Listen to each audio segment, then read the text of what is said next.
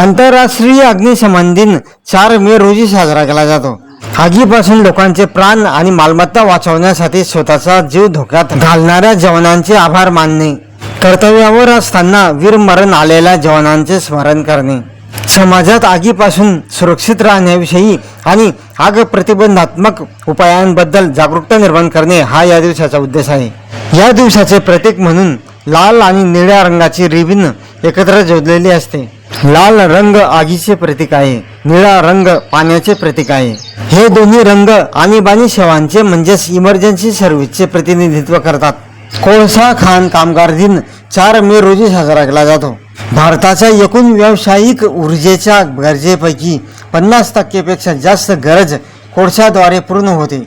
वीज निर्मिती, स्टील आणि सिमेंट उद्योगांना गती देण्याचे काम कोळशामुळे होते।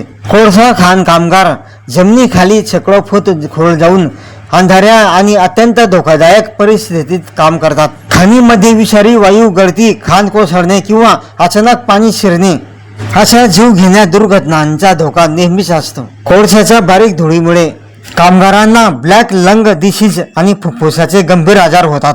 भारतात कोळसा खाण कामाची सुरुवात 1774 मध्ये ईस्ट इंडिया कंपनीने पश्चिम बंगालमधील राणीगंज येथे केली होती।